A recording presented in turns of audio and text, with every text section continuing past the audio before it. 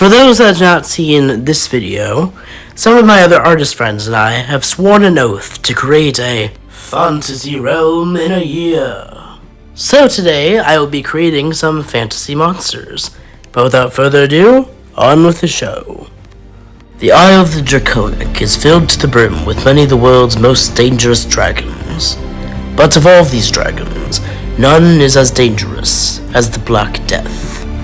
The Black Death is a large black dragon with a skeletal black hide, long beak, and dark green feathered wings. No one knows when it appeared or by whom it was created, but all would remember the devastating results that it would cause. This creature is strong, fast, cruel, and all but immortal. However, none of this is why the dragon is so feared. For you see, this dragon carries with it a deadly enchanted disease. If one touches this dragon, or even comes within 6 feet of this monster, they will become infected. Once they become infected, they will begin to become more and more violent and mindless over the course of the next 24 hours, before finally dying. Due to its status as a potentially world-ending threat, it has been kept under the maximum security on the Isle of the Draconic, locked away within its own private impenetrable force field. That is, until recently. So, dragons. Everyone knows them, most people love them, as do I. So you can expect to see a lot of them in the series, starting with this one. Now, when I began designing the first original dragon for the series, I knew I didn't want to just make it a bog-standard dragon. It needed something unique about it. So, obviously, referencing the time where a disease killed 1/3 of Europe was the obvious solution. As you may have noticed, this dragon is mostly based off of the bubonic plague, with it carrying disease, being almost entirely black, and even having a face resembling a plague doctor's mask. As most fantasy realms, including my own, take heavy inspiration from medieval Europe, I decided to make a threat from that time period into, well, another threat from that time period. Additionally, I may have taken some inspiration from a certain event that myself and many of you watching this video lived through. What can I say? Processing life events through writing is a great coping mechanism.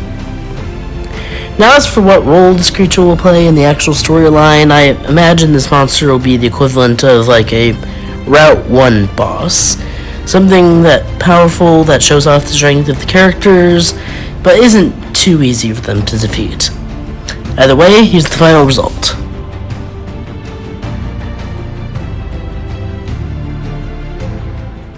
Though there are many interesting creatures, monsters, and races that inhabit the land, there are even more so that call the deep their home.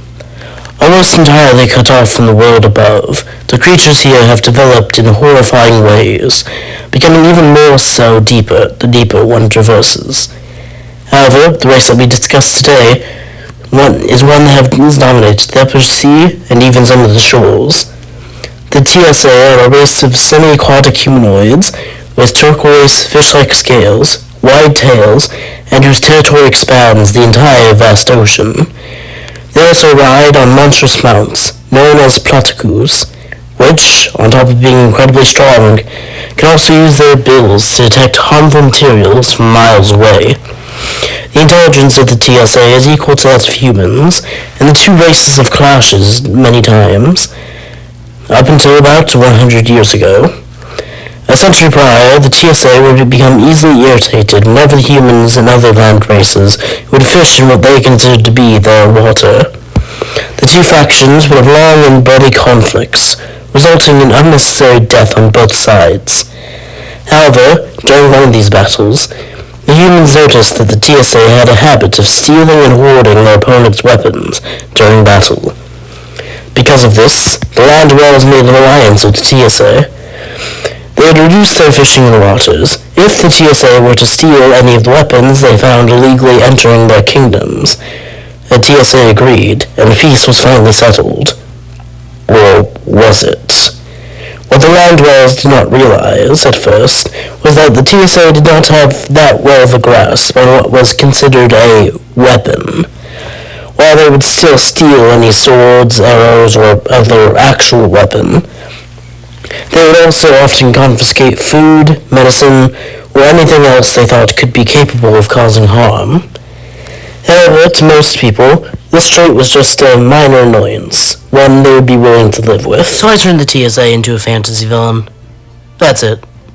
I was trying to make some sea monsters. I thought, what if they attacked sea travelers and stole their weapons? And I thought, what if they were just the TSA? So they are.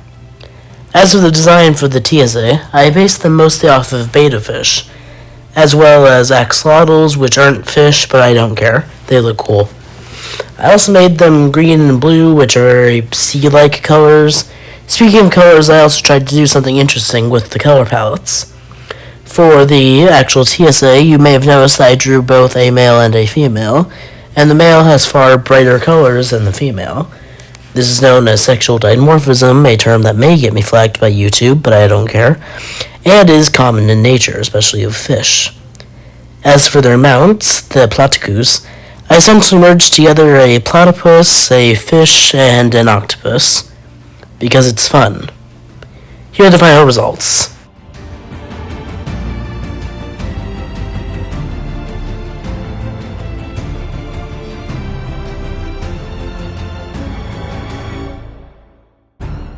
Throughout the lands, tales of the unicorn have spread far and wide, claiming that it is a majestic, peaceful creature, rivaling even the angels in its purity. And I have absolutely no idea how it got this reputation.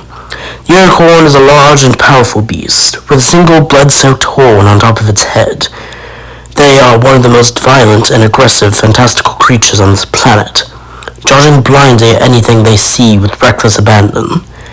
They are also all but indestructible, with skin that can repel even magical projectiles. They are as large as elephants, and all who've been stupid enough to try and tame these creatures have failed miserably. It is said that the only way a unicorn can be properly defeated is by tricking it into slamming its own horn into a tree, permanently trapping it. How it acquired its cute and cuddling reputation is unknown, but let it be known that the true unicorn is anything but. So, the history of unicorn myths is actually very interesting. Originally, they were aggressive and violent creatures. However, throughout time, they became more and more docile. But I should talk about the design. Now, in the community post I made a few days ago, I teased this creature as being a biblically accurate unicorn, which is not wrong, but mostly wrong. You see, originally the creature mentioned in the book of Job was called the wild ox. However, during the translation between Hebrew and Greek, the term was mistranslated as one-horned creature. Then, when the Greek was being translated into Latin, it was translated as unicornis. I don't need to explain what that means in English. After the unicorn entered the biblical chat, people began associating the unicorn with Jesus himself, which made it pure and holy instead of the violent creature it was intended to be. And that was a history lesson about the biblically accurate unicorn in the middle of a design note. Welcome to the channel, folks.